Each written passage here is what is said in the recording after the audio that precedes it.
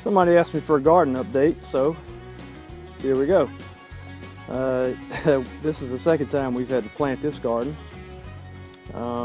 With the unseasonable cold and an abundance of rain, although you can't tell it now. And plus probably some seeds that were no good. The corn and the peas didn't come up at all. So we've got, if I remember correctly, we've got about 10 or 12 rows of corn that we just planted yesterday on the far end of this patch. We've got about 3 or 4 rows of okra, maybe 1 row of peanuts, and then I think 5 rows of peas closest to us here.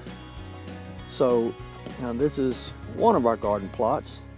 And if you don't mind a little camera movement, I figured I'd just let you walk with me from here over to the other garden spot. You see our little ladder?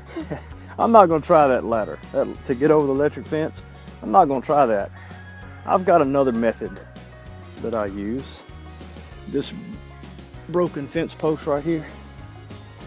I put that fence right there in between those where it can't slide. Push it down and step right over. Works like a charm. So, I got my truck parked in the shade. There's the barn you see in the background. It's not a professional barn. Well, part of it is. The middle piece of it was professionally constructed. The side areas of the barn we just threw together, but they work. Chickens are on this side. The goats and the calf are on the other side, except in the area closest to us is where we've got those young chickens. But here you see our other garden plot. Snap beans are coming up, although in those bare spots, again, due to the unseasonable cold and just drowning rains, all of them didn't come up. So we've replanted in those bare spots. Same thing for the corn. If you can see, it's hard for me to tell looking at this screen how much you could see on the far side there, but there's some spaces in between the corn coming up that's bare, so we put some more seeds in there yesterday. And we did spend a good bit of time with our Ames action hoe, getting the weeds out. Still a couple of spots we need to work on. Look at these tomato plants. Let me tell you a little bit about this area right here. That doesn't look like a back to Eden garden spot because it's not. But you see the size of those tomato plants? They were planted basically at the same time as the ones in my back to Eden garden area. But look how they have just grown tremendously. You know why that is? It was because that area right there had been covered up with hay, manure, and other just kind of a thick covering for a long time. And Patty scraped it away and planted the tomatoes in there, and they're just exploding. So that the covering that had been there, that soil, you can't tell it right now, but just underneath that layer of dry looking dirt, that dirt is almost black, it's so rich. So that was a good idea she had, and those tomato plants are just thriving. Also you see, I think some of these are squash. I am not an expert on what a plant is. Patty knows all of them on a first name basis. But she's got those. These, I believe, are pickling cucumbers. She's got grown up here, growing by the fence.